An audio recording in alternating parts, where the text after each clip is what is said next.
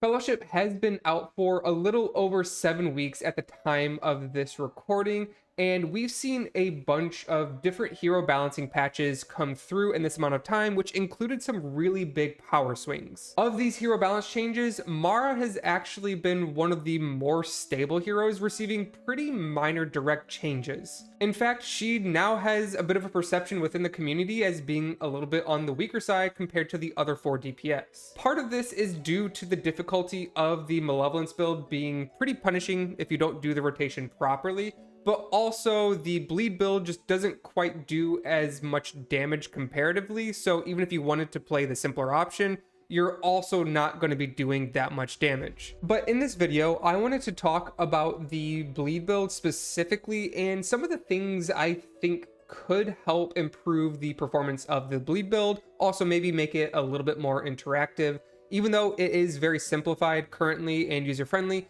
I feel like it's just missing some key components, and in this video we're going to be going over those few things. So before we get started though, make sure you like, subscribe, comment on the video, yada yada yada. But let's jump right into it. The first problem I want to talk about is something that Axel has already kind of touched briefly on in his recent developer interview that he had with Hamish. In that video, it was mentioned that they're aware that some heroes don't have legendaries that specifically kind of fit into a particular build, and Mara's bleed build is one of those examples.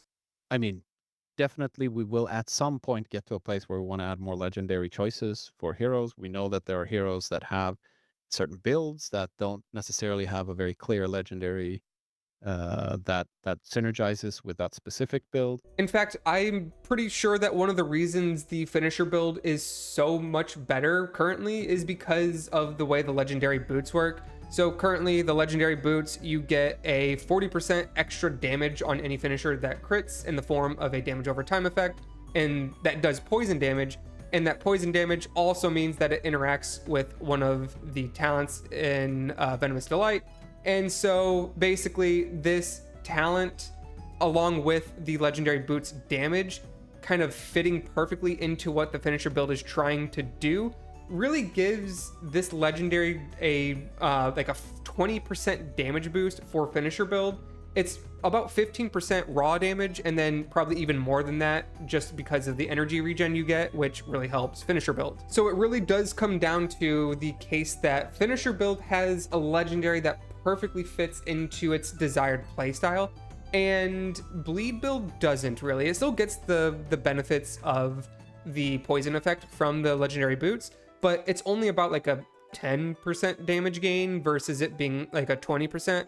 And then the legendary neck is a pretty comparable DPS gain, and unfortunately the legendary back doesn't really provide much of anything. In fact, you actually get more value out of the socket bonus than you do the actual legendary effect itself. So yeah, really it just kind of comes down to right now the legendaries don't really play into bleed build at all. They're just kind of supplementary, I guess, to what the build is trying to do, but nothing really amplifies it. I think one option to maybe fix this is to have the legendary boots, the poison effect, get applied from any clones that trigger a critical strike from the shadows. So basically anytime a clone does damage, if it crits, it should apply the poison effect from Vexira's prey. I think that would give a little band-aid effect to how the legendary boots interact with the build.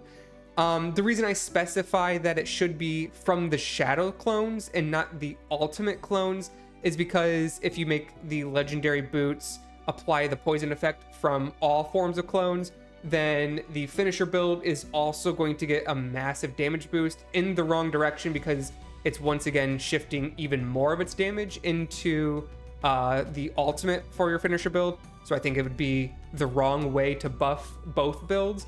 So I think if you just make the legendary boots interact with from the shadows, I think that would be a nice little gain for the bleed build. The biggest problem with that though is it kind of forces Mara in all of her build variations to highly prefer the legendary boots.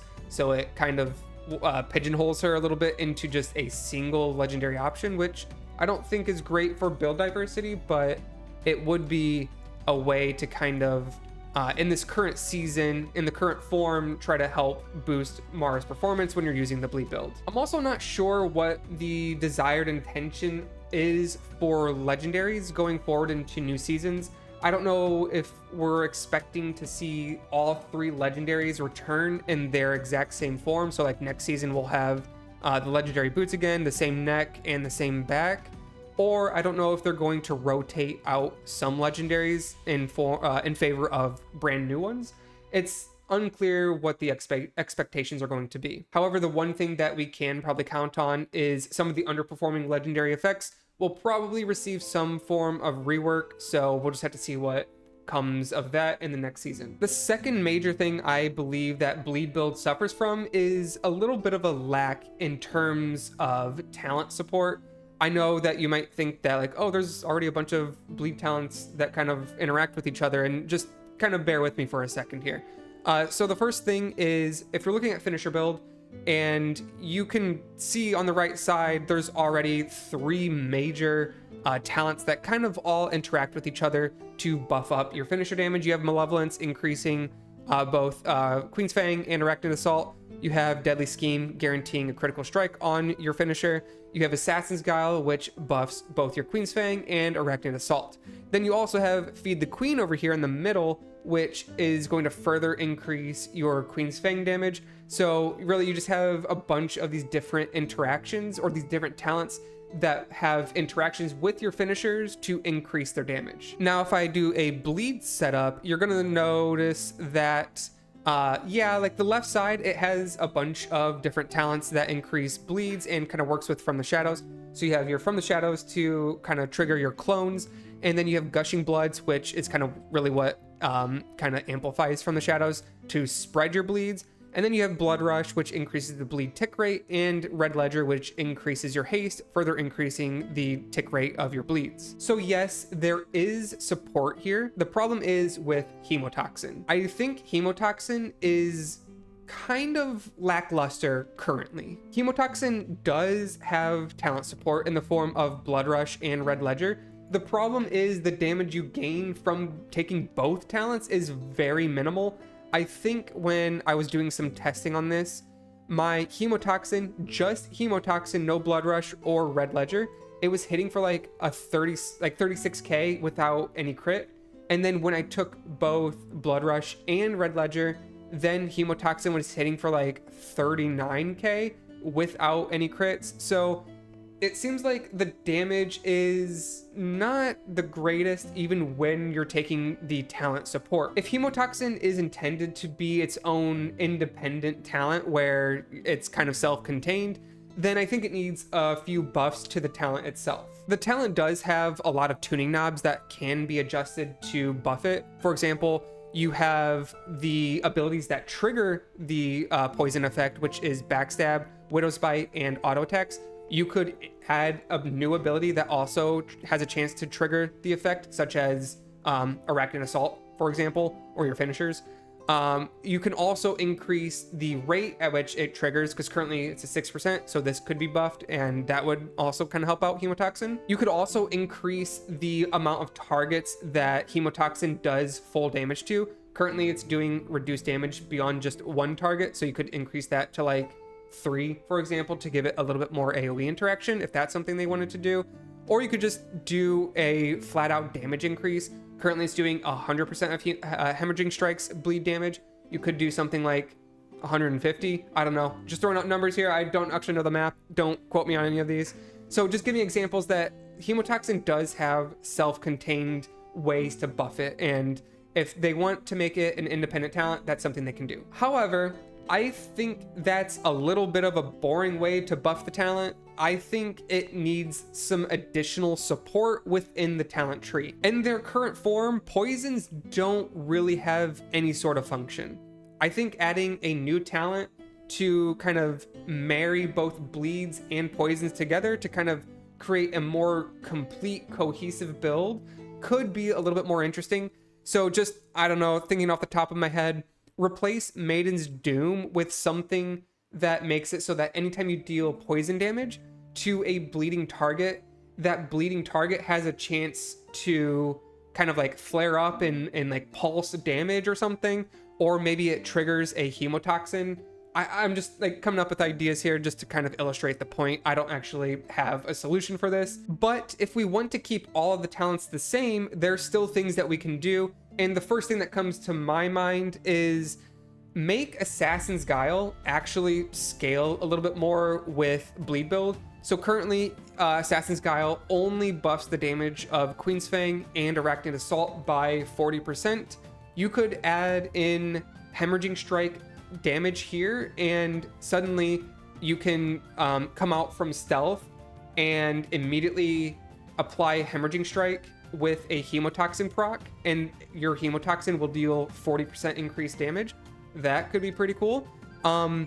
It would introduce some awkward nuance where there's a lot more complexity involved now, because currently Hemorrhaging Strike is a 3-second baseline dot tick rate, and Assassin's Guile is a 5-second window. So it could introduce some kind of min-maxing option or opportunities for players to kind of leave stealth right as a tick is about to happen, so that way they can time it so that they fit 2 ticks of Hemorrhaging Strike in each Assassin's Guile window. There could be some weird nuance with it that adds a lot more undesired build complexity. I'm aware of that. The main attraction here would be leaving stealth, or Brooding Shadows now has more interaction with Assassin's Guile and bleed build. So I think doing that kind of also buffs bleed build and Hemotoxin without directly buffing finisher build too much. So it kind of helps close the gap between the two builds a little bit. And then finally, just on one final note, I think haste is a bit of a weak stat.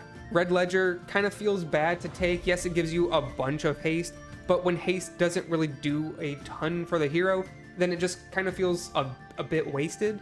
I think if they increased the scaling on haste to further amplify the tick rates of our bleeds, it would feel a little bit better, but I still think it's lacking some way.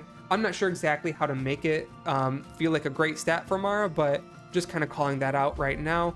And then also Spirit kind of feels not great. I've mentioned this before in videos. I think if the Spirit stat for DPS was a little bit more interesting, then make it a little bit more desirable by like adding a more impactful proc on the Spirit triggers. So like, for example, Vigor gets an entire rune back anytime he triggers, or anytime he triggers a Spirit refund on his mana usage. Sylvie has a chance to trigger one of her vines that spawns into a Boomshroom. Those are interesting interactions. I think maybe if like a Spirit proc happens, summon a clone that deals finisher damage or something that copies the next finisher move that you use. Something that like that on your Spirit usage could be a little bit more interesting and feed into more direct damage increases. Now, of course, this is just an example of how you can change Spirit for Mara, but I think Spirit in general for all the DPS characters can use a little bit of attention and maybe some redesign. All right, that's going to be my quick wrap up on what I think the Mara bleed build needs in order to be a little bit more competitive. But this was GooberTroy. Thanks for watching, and as always, I hope you all have a wonderful day.